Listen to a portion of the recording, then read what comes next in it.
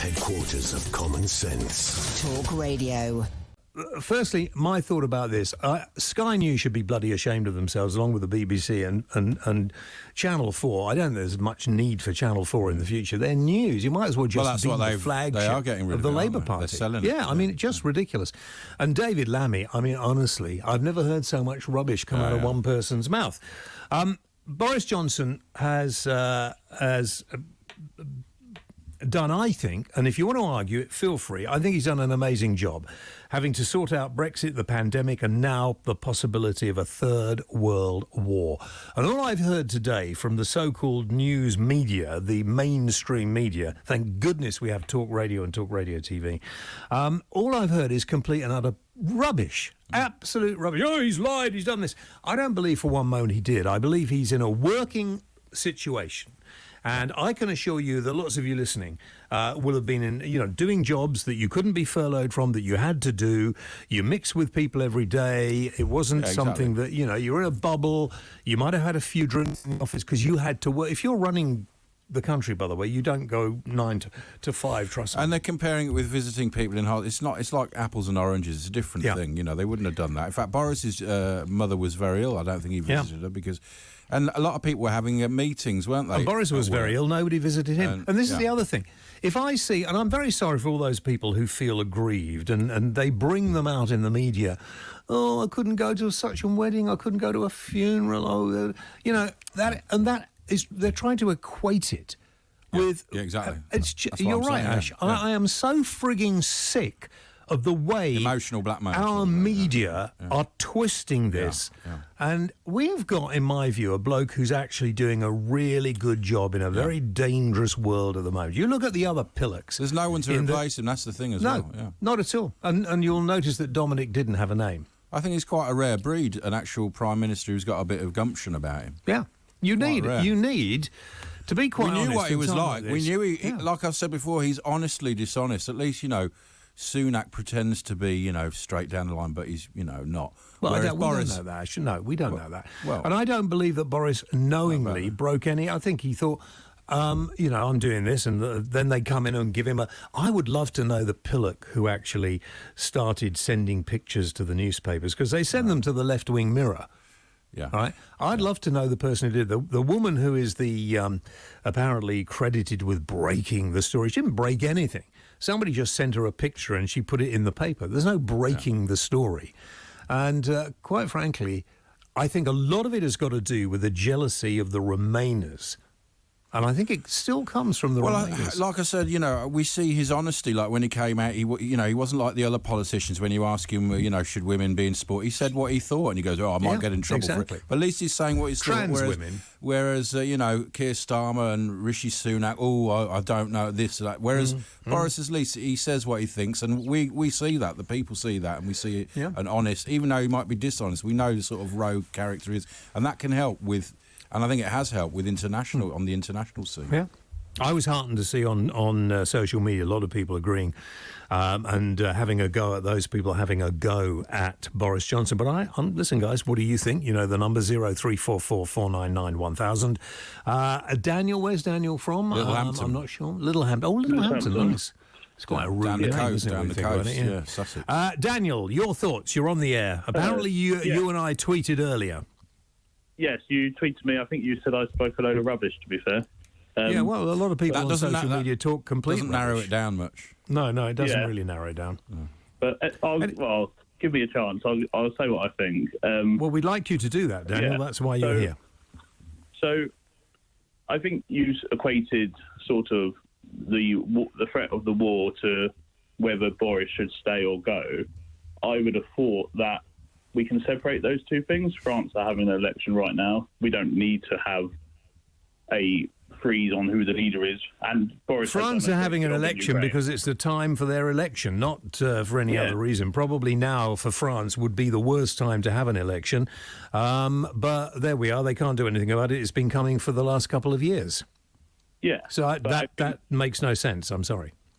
Well, I just think that there's no reason that Boris should stay just because there's a war in another country. We can change leaders when things happen in other countries. Well, why not wait till the general election and let the public decide then in a couple of years? Yeah, what's it got to do with anyone else?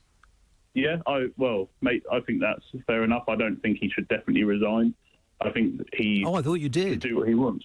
Well, I think that it would be the morally correct thing to resign, but I think we all know he's quite an immoral person. Exactly. Well, no, I certainly don't. I mean, you obviously know Boris Johnson better than me. I don't know that at all. I mean, you obviously hang out with him a lot to have those views. I wouldn't say I hang out with him, but I saw him on my TV saying, "Don't leave your house, don't mingle."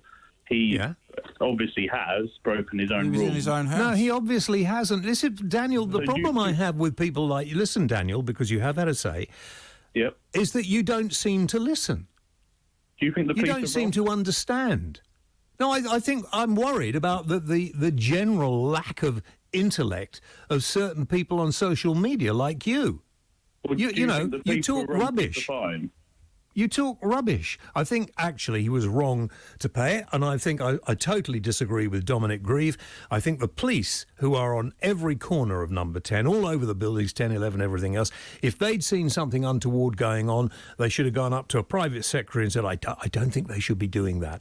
But, of course, they're working. I agree. They're working in the garden. They're working all over the place, and he's not going out. This is the whole ridiculous, stupid thing. It's an office.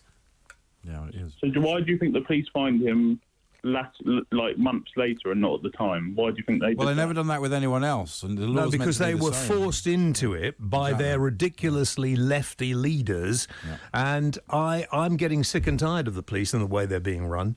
And I think the people who are running the police at the moment, I also think that probably Boris said himself, oh, yeah, go and do this just to prove, because he probably thought he was, just doing what he should do. It was his birthday and somebody in the office made a cake and offered it to him. I am sure that happened in thousands of places. And you do get ambushed with a birthday cake. Yeah. That's how it works. People go, surprise, and you don't... Yeah. That is isolated on its own, that's not a... terrible thing to have done, is it? I think we can all agree on that. Exactly.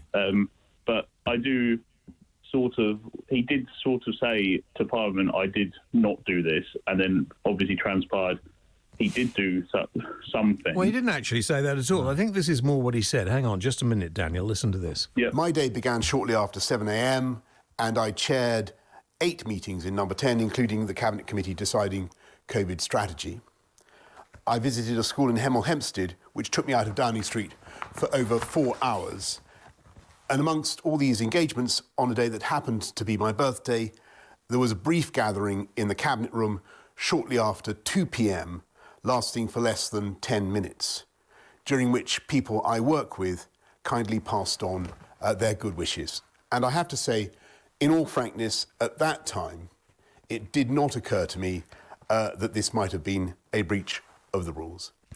And it wouldn't occur to me, and to be quite honest, I think that the Metropolitan Police are behaving in an appalling way, and I don't know who, well, probably, as I said before, Boris said to them, go and do it, and they've come up with this idea, and they should actually be fining the officers for not doing something about it at the time, because they must have been aware. It seems to me the rules are so absurd that nobody, even Boris, knew what the rules exactly were, which I don't, and I don't think that would have been a breach in my head. And no one's been done for what they did a year ago, apart from this lot, which is, a different law for different people. And the other thing, Daniel, that is really, I want to use extreme language, but probably I shouldn't. The other thing that's peeving me greatly is that, whether it's the BBC, Sky, Channel 4... 5 News, they're all just as bad as each other. They drag out some poor person who lost a relative and go on about how they couldn't go to hospital, they couldn't do this. As far as I know, not one member of Parliament went to see somebody. None of us could see anybody in hospital. None of us could do that. And why they actually try to make that the same as what went on or didn't go on, it's or emotional whatever blackmail. They get a relative crying and go, "This is what the Prime Minister did," And he, I think the Labour Party disgusts me at the moment, and also that little short fat man. And I'm sorry, is that fat? They're using people's deaths the Scottish to leader score points, and the Welsh leader who looks like some kind of, the pair of them. They're just so rude, so arrogant, and so useless that I think it's about time in this country we actually started to say, hang on, It seems to me that this knocking of our leader at the moment, we've got an election in a few years. We can get rid of him then if you want to. That's fine. Yeah. We are on the brink of a war now. And the European leaders, I mean, let's face it, thank frig we left the European dictatorship. The European leaders are shocking. But this isn't party political. This is about I agree, not everybody missed a funeral, but he had a birthday cake in an office. I was not allowed to be in an office to have a birthday cake, nor was lots of people did, though, didn't they, at workplaces? Oh, they probably did. I mean, I was working from home. What do you mean you weren't allowed? Were you at work or were you not working? He was working from home, so... there we are. But if you were in an office and someone said, come on the veranda for a piece of cake and we're going to have a chat about something, you'd go on. I'd have loved a piece of cake. Exactly, you would have gone on. That's all they did in Downing Street. Yeah, exactly. This is a complete and utter farce. This is a complete farce. And if I hear another stupid, moronic journalist from Sky or the BBC going, well, I think you should resign, brother. Who the frig gave them the power to change? They want him to resign because they know who'll win another general election because there's no one really that has came What would through, he have to do for you to think he should resign out of interest? Well, I think he... knowingly lying. I don't think he should do anything to resign at the moment. Probably, yeah. But there's an election coming up. Let's let the bloke run the country. He's doing a pretty good job at the moment in the face of probably one of the most serious and sensitive times that we've been through. Do your gas and electric bills suggest he's doing a good job, or do yours different to mine? Why do people like you talk such rollicks? I mean, why on earth do you... What has that got to do with this situation? What do you think that has got to do with him? What do you think he should do about that? It's got nothing to do with him. What would you do? I feel like the Prime Minister has some control over people's cost of living. What would you do?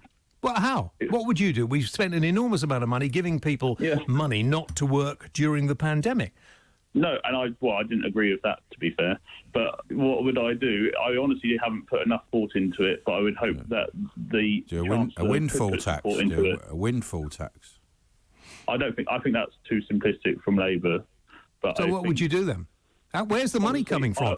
The money is not the government's money. It's our money. I don't want to pay any more tax, thank you.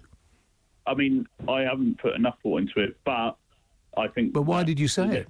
This is the problem with loads of people. They open their mouths and say things before thinking about it, and then they get everybody going and make people like me very annoyed. He was blue sky thinking. Oh, was he? I was being honest, I don't have an exact solution to every problem. You were just throwing it into the pot, weren't you? Well, we elected... I mean, I didn't start... This is about a party. I didn't start talking about Brexit. You vote for Boris? You voted for Boris, didn't you? I did not vote for Boris. Well, there we are. It's pretty... I'm just looking at your Twitter feed, so... Corbyn. No, not Corbyn. Not in a million years. Not even Corbyn. Well, I'm not sure. No. I mean, looking at some of your stuff on Twitter, I would have thought maybe you were quite a fan of Corbyn's.